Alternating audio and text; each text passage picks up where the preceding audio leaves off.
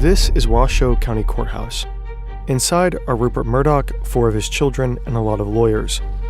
According to the New York Times, this is the first time in 2 years they've all been under the same roof. The Murdochs have turned against each other, divided into 2 factions, and now they're at war. They're fighting over the family business, the most powerful media empire the world has ever seen. If Rupert Murdoch is not the most powerful media mogul in the world, he would like very much to be. Donald J. Trump. Trump is at his best when he's sort of slightly tongue-in-cheek like that. He's a very funny guy. These companies control the news for millions of people, what they see, read, and hear every day. Fox News speaks directly to America's conservative voters and to its current president. Rupert Murdoch is now 93 years old, and at this point, it's still not clear who will succeed him. Have your dad ever had this conversation with you? Someday you'll run this company. No. My father's focused on, the day-to-day. That's really not an issue that I concern myself with. As I said, lots of other people concern themselves with. That's their business. I've always and will always strive to be qualified and considered for that position. It's not my decision. One side wants to seize control of the family trust. The other wants to stop them at all costs. Whoever wins will have enormous political influence, but their victory will almost certainly tear the family apart for good.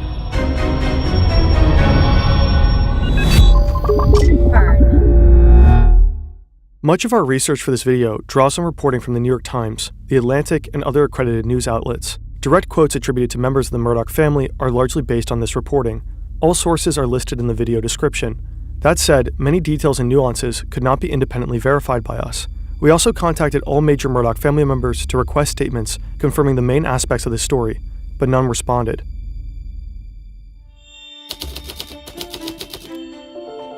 It's early Sunday morning, and young Rupert Murdoch is still in bed. He's 21 now. He's always been a bit of a loner, but now, at Oxford, he's coming out of his shell.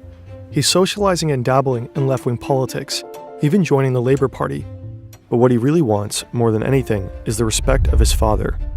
Sir Keith Murdoch is an Australian newspaperman. He dreams of creating a national news chain in Australia, so he skillfully cultivates political influence to bypass media regulations. So Keith burns with ambition. He hoped his son would too, but Rupert never did well in school. He preferred to skip class to go gamble on horse racing. All his life, Rupert has yearned for his father's approval, but now he'll never have the chance to earn it. I was sleeping in one Sunday morning when my tutor came in and woke me up, told me that my father had died. Any memory I really have of it is one of complete shock. Rupert flies back to Australia as fast as he can, but he misses his father's funeral. Then he finds out that his inheritance is significantly diminished.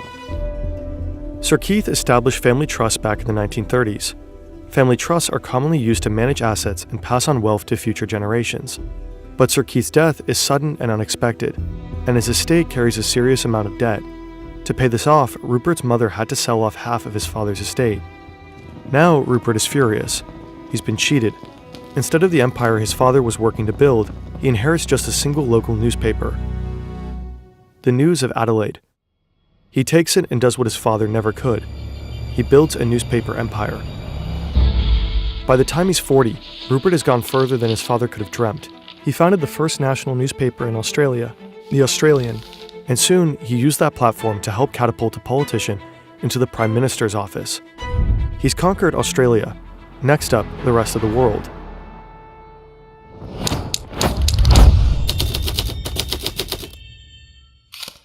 This is Chequers, the British Prime Minister's 600-hectare county estate, located 50 kilometers from London.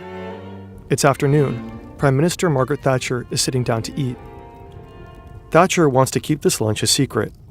For the rest of her life, she'll deny it ever happened, but notes in her official archive tell a different story. Sitting across from her is Rupert Murdoch. In a few months, Rupert will turn 50. He's easily one of the most powerful figures in Australian media.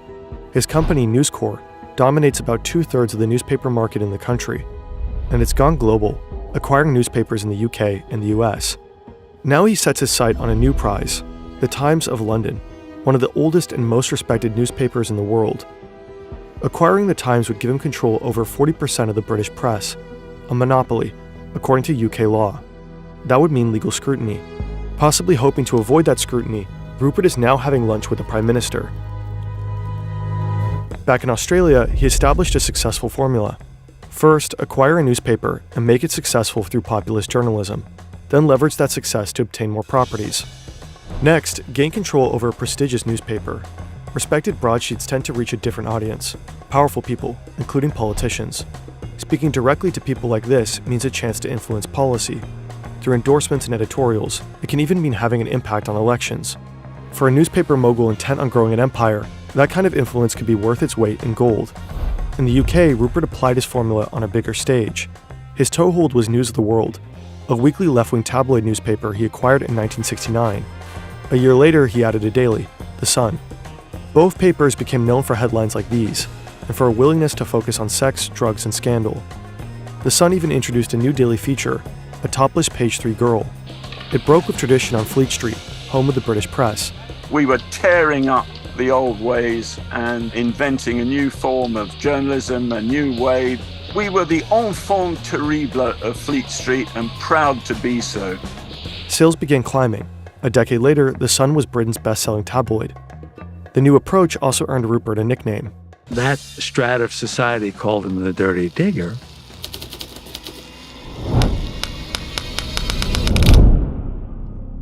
Now Rupert is making his case to Thatcher for why he should be allowed to take over the Times of London.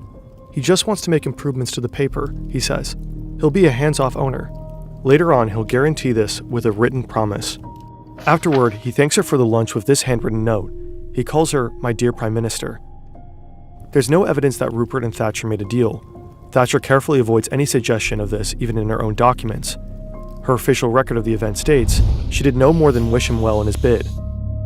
But this official record doesn't even cover the entire meeting, just the salient points. And in accordance with Thatcher's wishes, it was kept confidential. No one outside of the Prime Minister's office was to know about her lunch with Rupert. This has led some to speculate that over lunch, Rupert Murdoch and Margaret Thatcher may have arrived at an understanding. What is certain is that within weeks, the Monopolies Commission decides not to look into Rupert buying the Times. Soon, he owns the paper. At the same time, Britain is stuck in a recession. Thatcher is deeply unpopular. But in April 1982, Britain goes to war with Argentina over the Falkland Islands, and Rupert's tabloid, The Sun, goes all in on supporting it. As Britain's best-selling tabloid, The Sun reaches a huge portion of the British public, and many believe its aggressive support for the war hugely boosted Thatcher's popularity. Some have even suggested this might have saved her prime ministership. Rupert applies his formula on the other side of the Atlantic too. His tabloid, New York Post, helps deliver the long-shot candidate at Koch to the New York City's mayor's office. I wouldn't be in a position to say I was mayor of New York City if Rupert hadn't endorsed me. He gave me credibility. Then the Post gets behind Ronald Reagan's presidential candidacy. The endorsement of the New York Post of Ronald Reagan was crucial. Reagan carried New York State in the 1980 election. During the Reagan administration, Rupert's drive to expand faces fewer barriers. At the time, American regulations prohibit owning a major newspaper and a television station that share the same market. Under the Reagan administration, the Federal Communications Commission temporarily waives these regulations for Rupert. Only American citizens can directly own more than 20% of a TV station. So Rupert applies for citizenship. In September 1986, he receives it, quickly enough that some claim his application was fast-tracked. With these roadblocks out of the way, he's free to buy a handful of television stations. Then he buys a movie studio, 20th Century Fox.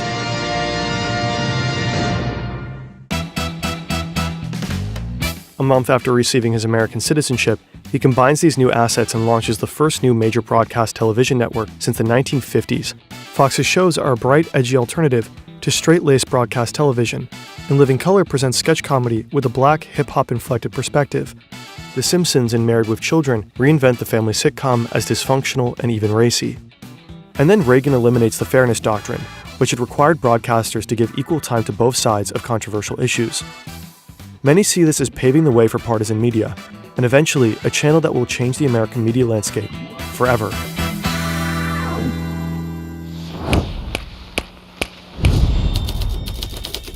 Thank you very much for your attendance at such short notice.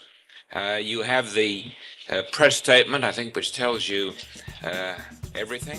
On January 30th, 1996, Rupert Murdoch announces the Fox News Channel.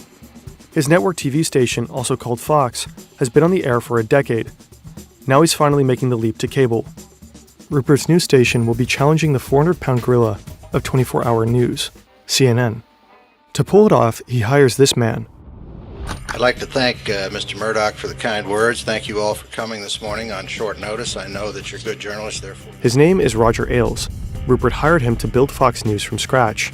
They have a lot in common: conservative politics, an instinctively anti-establishment point of view aimed at what they see as liberal elites, and it's a crystal clear vision for Fox News. The network will cater to an overlooked audience: older, white, less educated, church-going, rural, and most of all, conservative, so-called Middle America. The two men will reportedly joke that they've uncovered a whole new market: half the country. Ailes was media advisor to Presidents Richard Nixon, Ronald Reagan, and George H.W. Bush. He knows the target demographic well. He's also a controversial figure in the media landscape. Just weeks before the debut of the Fox News channel, he left a job at NBC after reportedly hurling an anti-Semitic slur at a co-worker. And he's known as a magician of the divisive power of media. For Fox, he's later quoted as saying, "It's not enough that conservatives like us, but that liberals hate us." Fox News Channel, fair and balanced. When Fox debuts, the studio looks cheap, thrown together, but it's undeniably different. It's colorful and deliberately edgy. Over and over, the station's slogan is repeated: fair and balanced. It worked, and ratings soared. By 2002, Fox News had become the most watched cable news channel in America. For many conservatives, it became the only channel, and its base was always expanding. In 2007, a study found that when Fox News entered a local media market, it pushed viewers to the right and made them more likely to vote Republican. This was called the Fox News effect. If a Republican politician wanted to reach their base on the national stage, it was said the only road went through Fox. Republicans originally thought that Fox worked for us, and now we're discovering we work for Fox. News Corp's power and influence now spans several continents, but Rupert himself was aging. He had always considered his empire a family business, and like his father, he had considered his legacy. My two sons are very interested in having major careers, and I'm doing what I can to train them and give them opportunities and see what mistakes they make and what triumphs they have. But which of his children would one day take control? On that point, Rupert could be maddeningly hard to read. You have 3 adult children, Lachlan, James, and Elizabeth, each of whom is now a very accomplished media executive in his own right. At the same time, you have reportedly told your biggest outside shareholder, Prince Waleed, quote, "I'm going to stay on as CEO until I'm 130. So as I say, more realistic than that, really. Rupert Murdoch raised his children to be media moguls. He pushed them to be part of his empire. We knew that Dad loved the time he had with us, and he wanted us to be part of his world. And I think that as a child, you have to be part of that world in some ways if you are going to be engaged with him. One day, one of them would take over the family business. But which one? According to observers, the children were constantly trying to figure out where they stood with their father.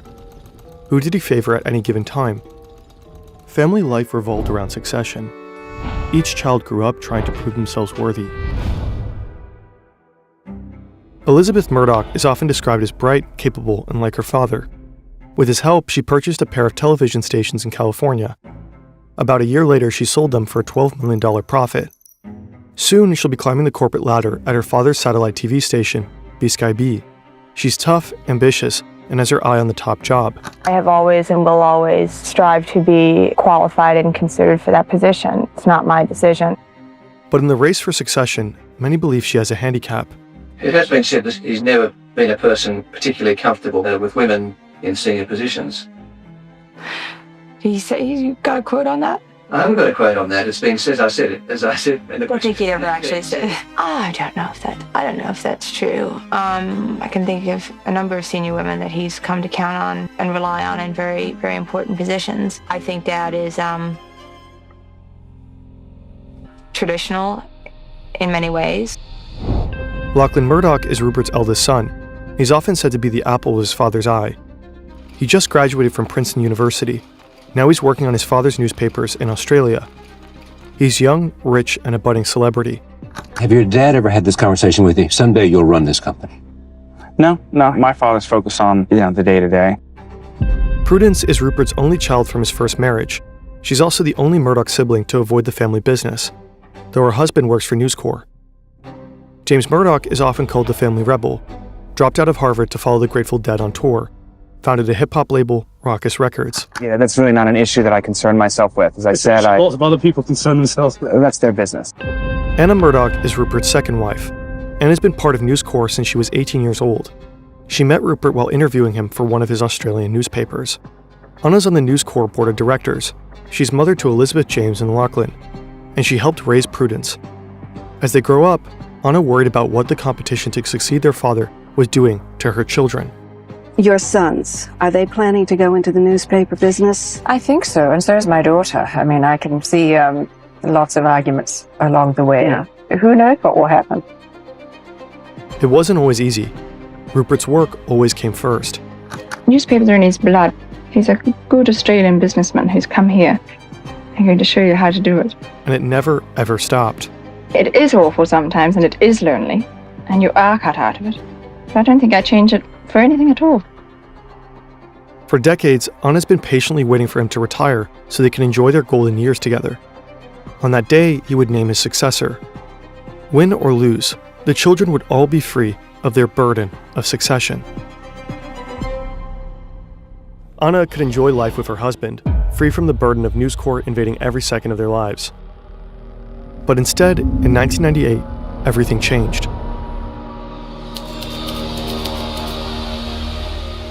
By now, Rupert is 67. He still hasn't retired, and he's met someone else. Her name is Wendy Deng. She works at one of Rupert's TV stations in China. She's been acting as his private translator when he visits the region, and she's half his age. Rupert insists nothing is going on, but Anna is sure he's having an affair. Either way, he swiftly cuts Anna out of his personal and professional lives. At first, Rupert and Anna announce that their separation will be amicable. Anna will remain on the News Corp board. But then in News Corp's annual report, Anna reads that she's retiring. Then she claims he gave her a direct order. You get off the board. But Anna has one last card to play. Legally, she's entitled to have the assets Rupert has created since they've been married.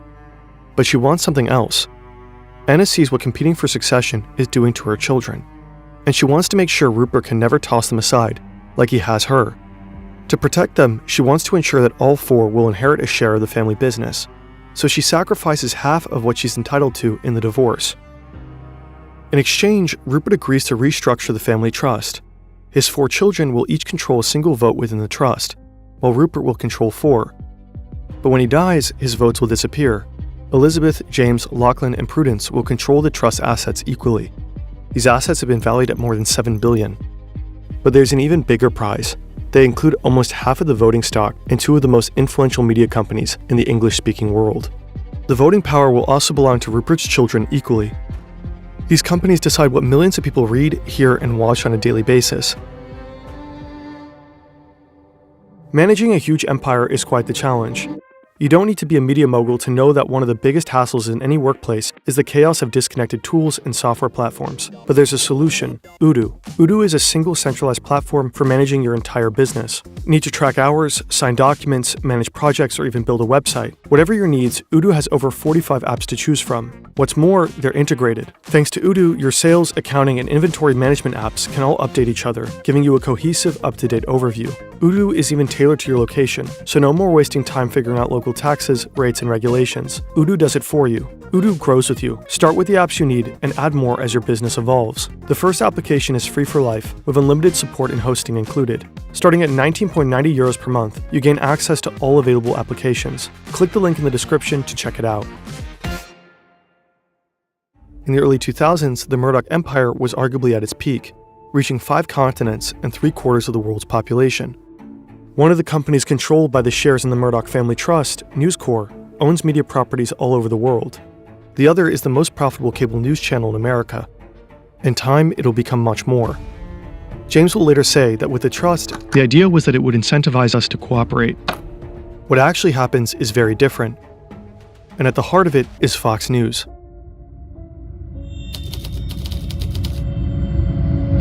This plane is flying from Sydney to New York. Inside it, Lachlan Murdoch is brooding. A few months from now, Lachlan will describe the events that follow to a reporter for New York Magazine. Our description is largely based on that reporting. Lachlan is now 33 years old. 5 years ago, his father promoted him to Deputy Chief Operating Officer of News Corp.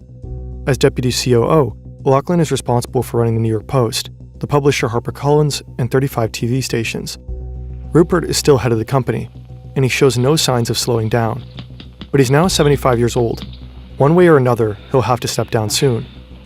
It's an open secret that Lachlan is winning the race for succession.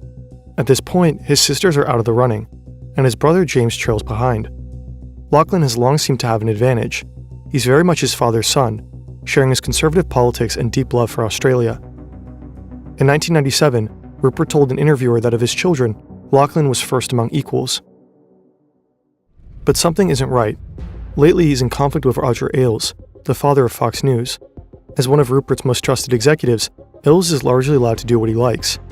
This includes pushing his ideas for the TV stations Lachlan is in charge of. Ailes' most recent idea is a show called Crime Line. For financial reasons, Lachlan turned it down. According to New York Magazine, Ailes went to Rupert and told him about Crime Line. Rupert told him, "Do the show, don't listen to Lachlan." Lachlan feels undermined by Rupert, and it isn't the first time. Now he's heading back to America. He and his father are going to have a talk.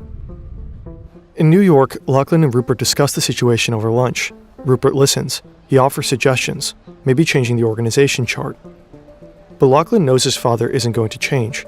He wouldn't ask him to. Still, if things stay as they are, their relationship could seriously deteriorate. Something begins to dawn on Lachlan. He's used to thinking about himself in relation to the company and to his father. It's just difficult to sort of uncouple your life and your identity from the company, he thinks. Then he makes a decision. I have to do my own thing, he says. I have to be my own man. And with that, he steps down as Deputy COO and moves back to Australia with his family. He remains on the News Corp board, but in the race for succession, he's no longer the leader. Suddenly, James is. By this time, James is a long way from his years as a rebel. Back in 1995, he co-founded the hip-hop label Raucous Records. But then Rupert bought the label, dragging his son into the family business. He's been busy proving himself ever since. In 2007, he receives a major promotion to running News Corp operations through Europe and Asia. Then something strange happens. James' personality reportedly seems to change. He'd always been energetic, analytical, offbeat. At work, he was known as technocratic and given to business jargon. But now he seems brash, cocky. Some think he's emulating his father, and he's reportedly assembled a loyal team in London. To many, it looks like a rival power center in the company. No one knows exactly how Rupert sees this, but to some observers, he seems proud, and maybe a bit threatened. In 2010, Rupert proposes something unusual: family therapy. At a retreat at the Murdoch family in Cavan Station, Australia, a specialist will help him and his adult children work on how they treat each other. Months later, news of the retreat was leaked to Vanity Fair. The magazine describes how the siblings came together to help James become a better leader and improve his relationship with Rupert. James later described something very different to The Atlantic. According to him, the therapist first met with everyone individually. Then, at a session with the whole family, everything supposedly fell apart. According to James, there was gaslighting, accusations, strategic maneuvering. Even in family therapy, each of the Murdochs were advancing a personal agenda. James describes it as a car crash that left the family in even worse shape. Afterward, Elizabeth supposedly offers to create a family constitution. According to The Atlantic, James helps her. Together, they create a draft, including principles like, "We commit to undertake active dialogue with each other at all times, and to relentlessly communicate openly with trust and humility. And we will be vigilant of and defend against divisiveness, either between us or that which could infiltrate from without." In February 2011, Elizabeth, James, Lachlan, and Prudence reportedly all signed the document. But their newfound resolve to stick together is about to be tested like never before.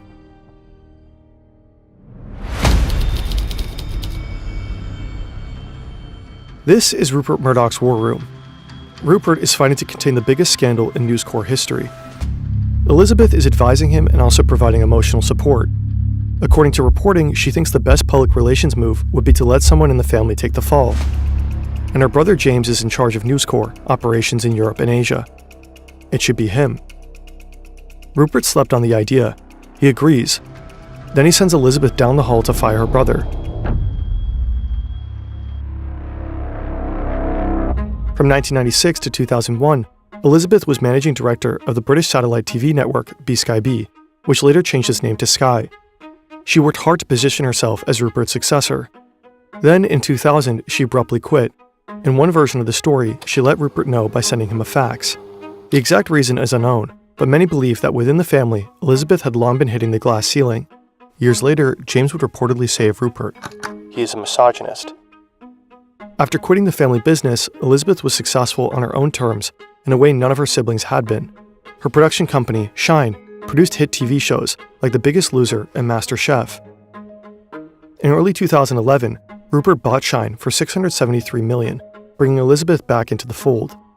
He also asked her to join the News Corp board. She said yes, but quickly changed her mind, perhaps to distance herself from the massive scandal erupting around News Corp. On July 4, 2011, an article in The Guardian blew the lid off a long-simmering scandal. Reporters from Rupert's beloved tabloid, News of the World, had allegedly been hacking the phones of people they reported on. According to The Guardian, this included Millie Dowler, a teenager who had been abducted and murdered back in 2002. The scandal snowballed. The victims of phone hacking were said to include deceased soldiers, people killed in the London bombing in 2005, and a huge parade of celebrities, even the royal family. This had all happened before James took over as CEO, but he was linked to the scandal nonetheless, and he scrambled to contain the damage. His efforts reportedly included firings, internal changes, and a PR campaign. Practices of certain individuals did not live up to the standards and quality of journalism that we believe in and that I believe in, and that this company believes in. But then Rupert came to London, and things got worse. He spoke to reporters. He met with the parents of Millie Dowler, the murdered teenager. None of this was coordinated with James. Rupert seemed to be undermining his son and CEO at every turn. Testifying before a parliamentary committee, he continued to act on his own. Repeatedly, it even looked like he was throwing James under the bus. As for my comments, Mr. Chairman, and my statement, which I believe was around the closure of the News of the World newspaper. Before you get to that, I would just like to say one sentence. This is the most humble day of my life. Thank you. That is the first I've heard of that. Elizabeth follows her instructions and walks down to James's office. She tells him that both she and their father think he should step down. Years later, James will describe his feelings in extended interviews with The Atlantic. He's stunned at Rupert's cowardice. He tells Elizabeth to make their father do the dirty work himself. Elizabeth and James's relationship will never be the same. For years, the two siblings will barely speak. Elizabeth will eventually call the episode one of her life's biggest regrets. James denies knowing the phone hacking had been a widespread problem, but his own employees claim under oath that they told him about it. The parliamentary committee concludes that, at minimum, James has shown an astonishing lack of curiosity. The scandal forces Rupert to shut down News of the World, the tabloid that established him in the UK. To contain the fallout, he also splits his empire in two. Print media remains part of a reconstituted News Corp, while television and film become 21st Century Fox. James takes most of the blame for the scandal. Rupert relocates him to New York, where he's made Deputy Chief Operating Officer of News Corp. It's spun as a promotion, but James was running operations in Europe and Asia completely on his own. In New York, he reports to the COO. He's back under his father's watchful eye. 4 years pass. Rupert is now 83 years old, and he's still the head of his companies. It's lunchtime in the corporate dining room at Fox News headquarters. Rupert Murdoch is having lunch with Jared Kushner, Ivanka Trump, and her father. Right as their food hits the table, Donald Trump shares his big news. He's running for president. Rupert's eyes reportedly stay on his soup. He says only that Trump will have to be ready to take some hits in the press. The two men have known each other a long time, going all the way back to New York in the 70s and 80s. Rupert is close friends with Jared Kushner. They've even vacationed together. Rupert is politically conservative, and in 2011, Fox News was the platform for Trump's false birther crusade, in which he repeatedly claimed that President Barack Obama lacked an American birth certificate. But according to an unconfirmed account by author Michael Wolff, who has interviewed Rupert extensively, Rupert supposedly considers Donald Trump, quote, a fucking idiot. When the time comes for the first Republican primary debate, New York Magazine claims he instructs the moderator, Megyn Kelly, to make things hard for Trump. You've called women you don't like fat pigs, dogs, slobs, and disgusting animals. But when Fox hosts continue to support other candidates and mock Trump, He skips the channel's second debate.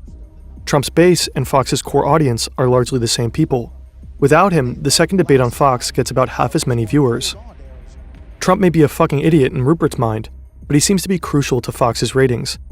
The question is, can Rupert afford not to back him? It's a major turning point for Fox News. As the 2016 Republican presidential primaries wind down, Trump was starting to look inevitable. By now, the support of the Murdoch media had become crucial to Republican candidates. But Trump flipped this around. Thanks to social media, he had his own loyal audience. If Fox didn't support him, they might just go somewhere else. Thanks to alternatives like Breitbart and One American News, Fox was no longer the only conservative media outlet in town.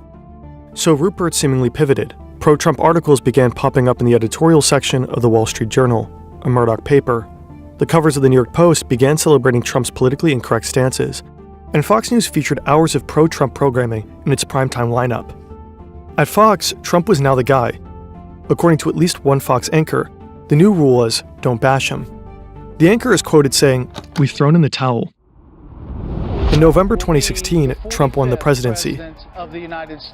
Right away, Rupert begins visiting the White House. He's frequently on the phone with the new president, sometimes weekly. It's the culmination of Rupert's outsized ambition. He's come a long way from his secret lunch with Margaret Thatcher. He now has a direct line to the White House.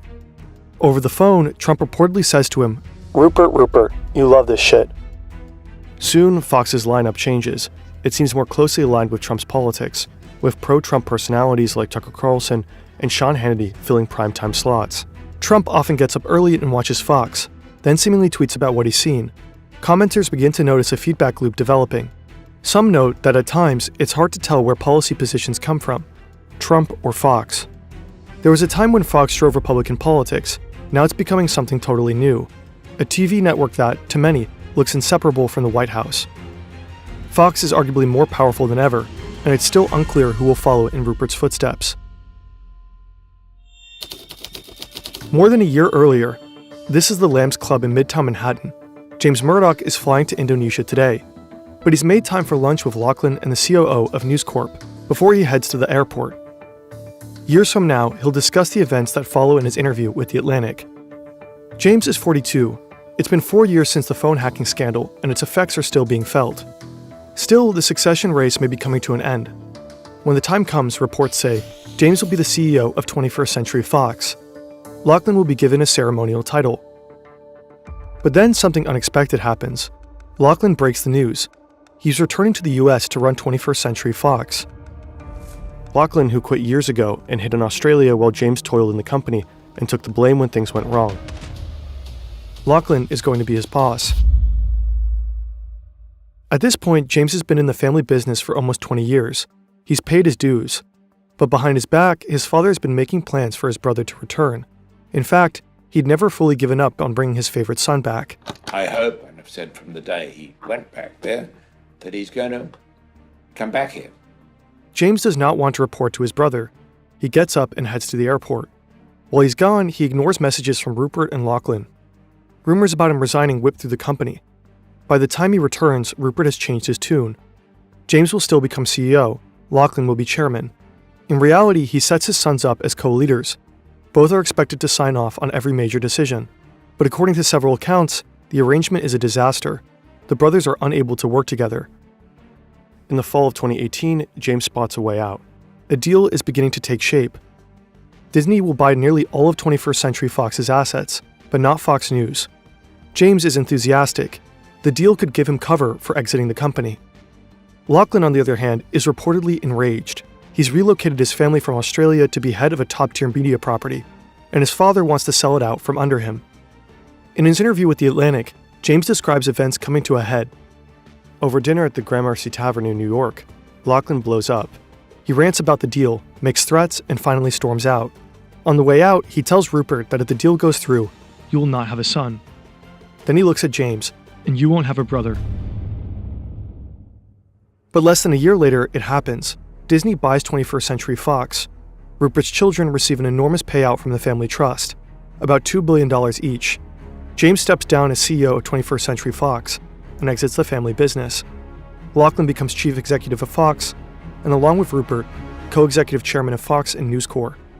The father and his favorite son are left running the family business together, just as Rupert always dreamed.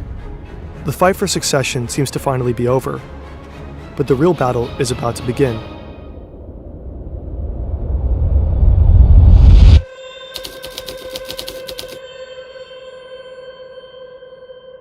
November 3rd, 2020, election night, Trump versus Biden. Americans are glued to their screens. One by one, voting ends in each state. Millions of ballots are counted, and projections begin to take shape for the winner in each of the 50 states. Those projections are influential. They can shape public perception of who's going to win. Just before 11:20 p.m. Eastern Time, Fox News makes a bold call. He's calling Arizona for Joe Biden. That is a big get. It's a risky move. Arizona is a hotly contested state in the presidential election, and data is still coming in. But being first to call the state could be a journalistic coup for Fox. It's only prudent for the election desk to get approval before taking such a risky move. Much later, a Murdoch biographer describes the decision this way. The Fox higher-ups sign up on a call one by one. The decision eventually reaches Lachlan, then Rupert. Will he approve announcing such a huge loss for Trump? Fuck him, Rupert reportedly says. Fox made the projection. The Trump team is furious. They barrage Fox with demands the call be reversed. Fox refuses. But it seems Fox's audience is also furious.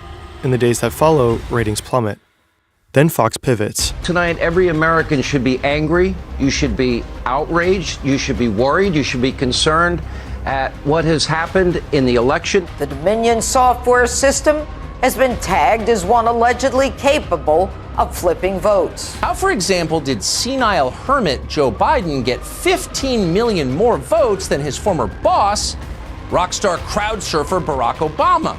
It gets behind Trump's false narrative about the election being stolen. None of the higher-ups at Fox seem to believe those claims. Rupert reportedly calls them really crazy stuff. Still, internal communications show that many inside the network believe that Fox needs to get back in its audience's good graces to recover in the ratings. It's possible that echoing whatever Trump says will do that. But that will both cost Fox and the Murdoch family dearly. After Fox promotes the Stop the Steal narrative, Dominion Voting Systems, a voting machine company, sues the network for defamation. Fox settles out of court for almost $800 million. The Murdoch empire skews politically conservative, but the Murdoch children seem to vary. As Fox News transforms under Trump, experts say their political differences become more stark. Lachlan has long been known as conservative, but according to his brother James, something changes. He now seems more partisan and reactionary, even willing to consider far-right ideas like white nativism. Commentators have long seen Elizabeth and Prue as more liberal than the rest of the family. They've never said so publicly, but as the family business drifts rightward, private communications obtained by journalists seem to indicate a willingness to push back against positions like climate change denial. James's politics have always been harder to pin down, but just before leaving the family business, he begins to give hints of where he stands. Back in 2017, neo-Nazis marched in Charlottesville, Virginia. They carried torches and chanted, "Blood and soil," and Jews will not replace us. There are violent and even deadly clashes with counter-protesters and police. When asked about the events, Trump seems to partially defend the neo-Nazis. You had some very bad people in that group, but you also had people that were very fine people on both sides. In fairness, this was taken out of context at the time. He's talking about other protesters who were supposedly at this rally.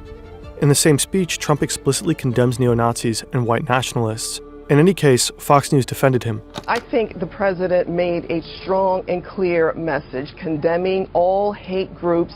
James was disgusted. As CEO, he wanted to release a statement to his employees, making his position clear. But he couldn't face the pushback he assumed he'd get from Lachlan and their father. But his feelings became clear when an email he wrote to colleagues was leaked to the press. In it, he wrote, "I can't even believe I have to write this. Standing up to Nazis is essential. There are no good Nazis." James saw this as a nonpartisan matter. He didn't necessarily mind catering to conservative viewers.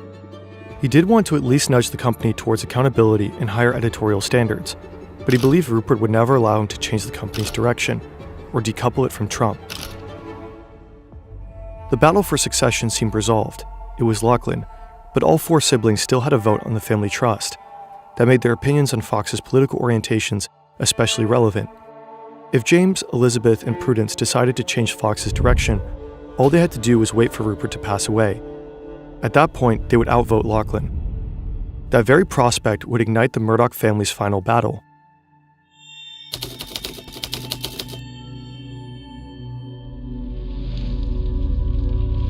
It's 2020. This is Australia's Black Summer. Bushfire season has raged out of control, reducing 19 million hectares of land and 3,000 homes to ash. 33 people are dead. Most consider the cause to be at least partially due to climate change, but not the Murdoch properties. They call it arson. So let me deal with the issue head on. Does climate change cause these fires? No. So that's the key, the drought. And if the drought can't be blamed on climate change, you can't blame the fires on climate change, especially when so many are deliberately lit. James is still on the News Corps board, but in January he releases a statement. He and his wife don't just believe in climate change. They're particularly disappointed with the ongoing denial among the news outlets in Australia, given obvious evidence to the contrary. According to James, the rest of the board is so angry that he's pressured to resign. And he does, cutting his last remaining tie to the family business. Except for the trust. Speculation runs rampant. The media begins to report a rift in the family. Some ask if James is willing to contradict the company's climate change denialism. What will he do when Rupert dies? Will he try to drag the family business towards the political center? According to The Atlantic, around this time, James's wife, Catherine, saw a kind of conspiracy theory begin to take hold between Rupert and Lachlan. Rupert had always been known as conservative, but not particularly partisan. His newspapers had supported Thatcher and Reagan, but also the center-left British Prime Minister Tony Blair. In 2008, he and the rest of the family were even said to have backed Obama. But some believe that in the Trump era, he had grown more partisan. If this was true, and if James, Elizabeth, and Prue were planning to drag the network to the left when he died, that made them a threat. This growing mistrust between the Murdochs sent them on the road to the courtroom in Nevada. The trial that followed would be held in secret, but in 2025, 2 New York Times reporters obtained nearly the entire record of the trial, including a huge number of private messages between the Murdochs that were introduced as evidence. The direct quotes that follow are based on that reporting. According to the Times, after the Disney deal, Lachlan repeatedly tried to buy his siblings out of their shares of the trust and cement his own control. His attempts failed. During the Black Summer, Rupert sent him a message of encouragement. Been thinking a lot overnight about the deal with James et al. Benefit of getting him out probably outweighs other considerations. Around this time, some observers believe Elizabeth, James, and Prudence were becoming a united front. When Rupert died, they would sort things out. With 3 votes on the trust, they could afford to wait. Soon they would realize just how unprepared they were. It's April 9th, 2023.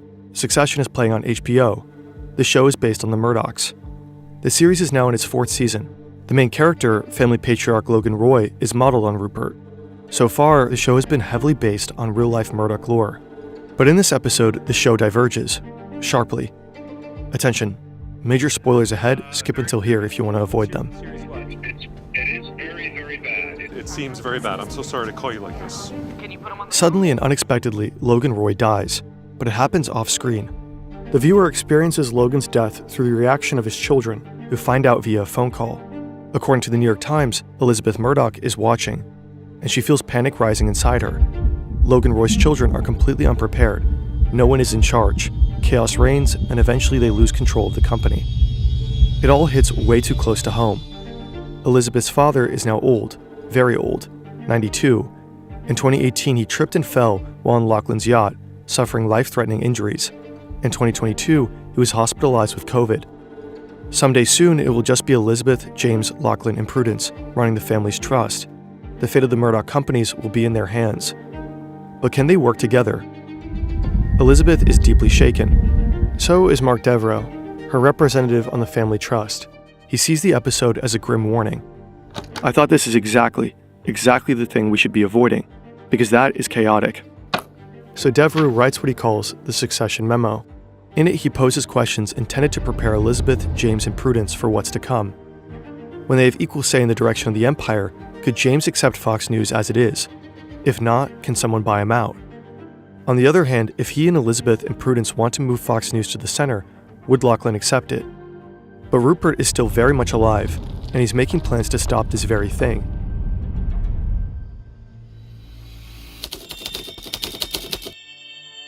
It's early December 2023. Rupert is here to speak to his daughters. A few months ago, he finally retired. He retains only a ceremonial title, Emeritus Chairman of the Fox Board. But he still controls the trust, and he's about to make big changes. He's called a special meeting of the Trust Board. It's in 2 days. Before he pulls the trigger, he wants to see where Elizabeth and Prudence stand. At 4 p.m., he meets with Prudence. Rupert has talking points prepared. These companies are my legacy. I put everything into them over my life. The Murdoch companies are protector of the conservative voice in the English-speaking world. Then he comes out with it. I love each of my children, and my support of Lachlan is not intended to suggest otherwise, but these companies need a designated leader. And Lachlan is that leader. Gradually, Rupert reveals his plan. He, Lachlan, and a team of lawyers and executives have been working on it in secret for months. They call it Project Family Harmony. According to reporting by the New York Times, the Murdoch Family Trust is controlled by a single entity called Cruden Financial Services.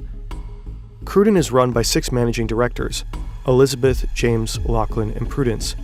Each one have a managing director with a single vote. Rupert has 2 directors with 2 votes. Rupert can never be outvoted, but when he dies, his votes will disappear. His 4 children will control the trust equally. So the plan is to create 2 new trustees, Cruden 2 and Cruden 3. Rupert would control one, Lachlan the other. When Rupert dies, control of both would pass to Lachlan. Lachlan would have more power over the trust than even Rupert ever had. Even working together, James, Elizabeth, and Prudence would be completely disenfranchised. But there is a catch. Legally, Rupert couldn't change the trust unless his changes were in good faith and in the best interest of the beneficiaries they affected. So the argument is this: James, Elizabeth, and Prudence are planning to change the political orientation of Fox News. If they did that, ratings would drop, shares would become less profitable, and the trust would suffer. With Lachlan in total control, Fox would remain profitable, benefiting everyone. When her father is finished, Prudence is lost for words. All she can manage is, right. Later he explains the plan to Elizabeth. Her response is more straightforward. You are completely disenfranchising me and my siblings. You've blown a hole in the family. Rupert leaves London without either daughter's support. Later, Elizabeth texted Lachlan that Project Family Harmony was a massive gut punch. Lachlan wrote back, "Hey Liz, I really appreciate your support. Today is about Dad's wishes and confirming all of our support for him and for his wishes. It shouldn't be difficult or controversial. Love you, Lachlan." The special meeting happened over Zoom. Rupert read out the changes from a prepared script. The next day, he formally filed the changes to the trust. Later on, details would emerge that suggested the changes had a single target: James. In Project Family Harmony documents, he was called a troublesome beneficiary or just troublesome. The real goal was to stop him at all costs. Later, Rupert sent James a copy of his script from the Zoom call. A note said, "James, still time to talk. Love, Dad. P.S. Love to see my grandchildren one day." Ironically, with these changes, Rupert had started the very rebellion he was trying to avoid.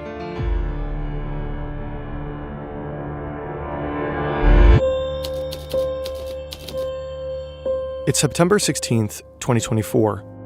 Washoe County Courthouse. Immediately after Rupert filed the changes to the trust, Elizabeth, James, and Prudence formally objected. They're inside these SUVs. Half an hour later, the second wave with Rupert and Lachlan arrives. Today is their first day in court. The descriptions that follow are based on records of the trial obtained by the New York Times. Rupert is the first in the family to take the stand. He's 93. His voice is sometimes faint, but he still seems perfectly lucid. He's asked about his motivation in changing the trust. He says if there's uncertainty about the management, the public will feel it. Inside, the company would feel it.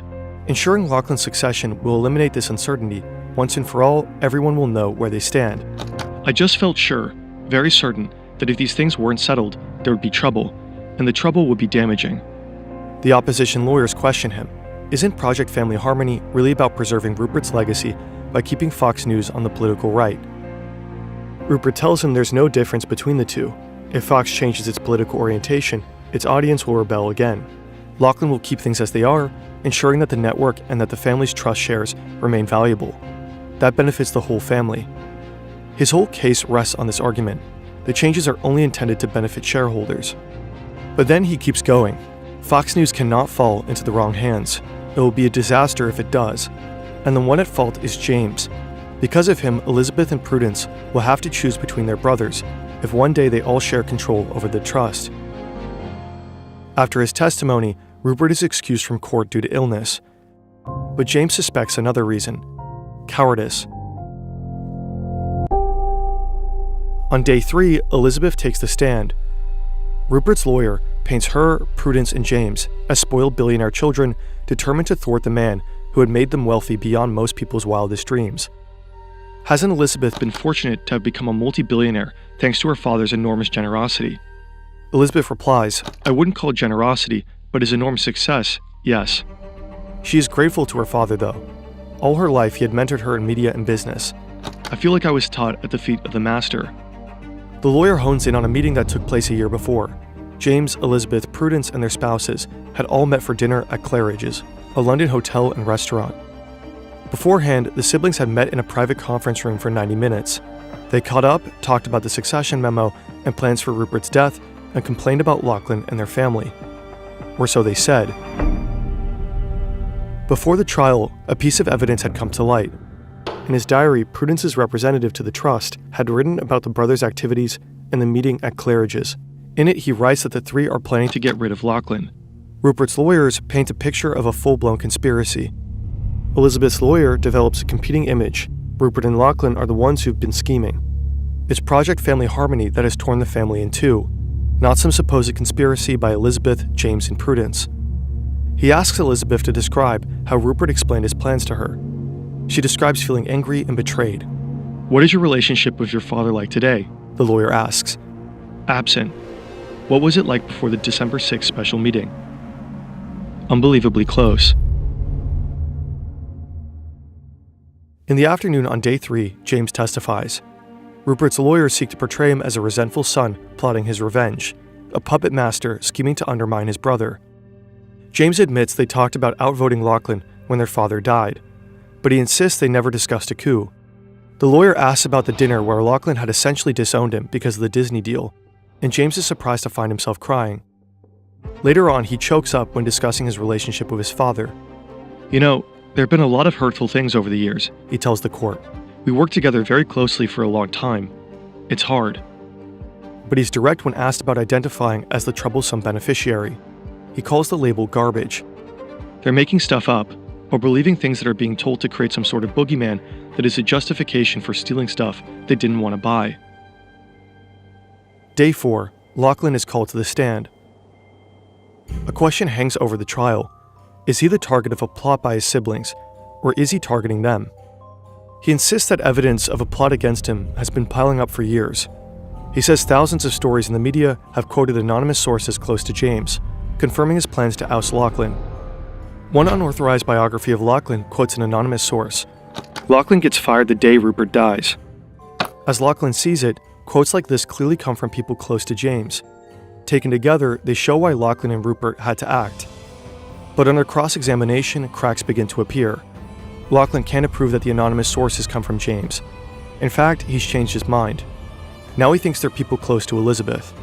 But it's revealed that the source of the biography quote is much closer to home. It's a friend and advisor of Lachlan's who spoke to the author for more than 14 hours, and Lachlan had approved it. At least some of his evidence of a plot had come from within his own camp. Lachlan is forced to walk back other things too, and he admits that changing the trust wasn't Rupert's idea, it was his.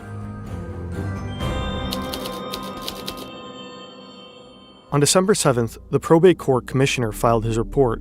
It was unambiguous, even harsh. Rupert and Lachlan had acted in bad faith. Item by item, he dismissed the supposed evidence of a sibling plot. The Claridge's meeting had amounted to no more than a casual and inchoate conversation. Lachlan's testimony had been misleading.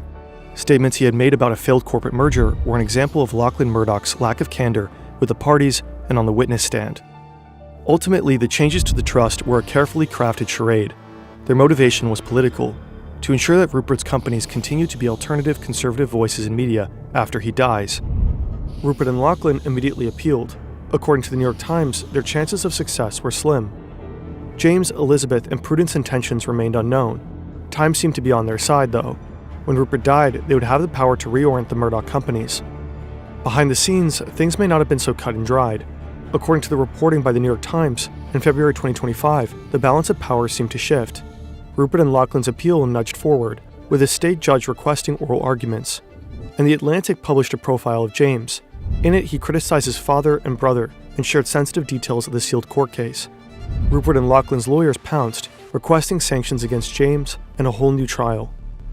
Outside of the trial, Rupert seemed more powerful than ever in some ways. Trump is once again president. Former Fox employees pepper the administration, including Trump's cabinet. Rupert has resumed his visits to the White House, though his relationship with Trump isn't without turbulence. In July 2025, Trump even sued Rupert and his paper, The Wall Street Journal, for its claims about a bawdy note he allegedly wrote to Jeffrey Epstein. As the appeal seemed to progress, the Murdochs headed back to the negotiating table. In September 2025, a deal was announced. Elizabeth, James, and Prudence would sell their shares of their empire for $1.1 billion each. The current Murdoch family trust would be dissolved and a new one created, including Lachlan and Rupert's two daughters, with Wendy Deng, Grace, and Chloe. In a way, both sides could claim victory. Elizabeth, James, and Prudence were finally severing their ties with an empire they increasingly seemed to disagree with politically, and doing so with an impressive payout. Lachlan would succeed his father as head of the family business, and Rupert, after decades of intrigue and infighting, has finally secured his legacy. In Lachlan's hands, Fox News and News Corp seem likely to stay reliably conservative. They will remain what Rupert has always envisioned, a family business. But the family itself may never be the same.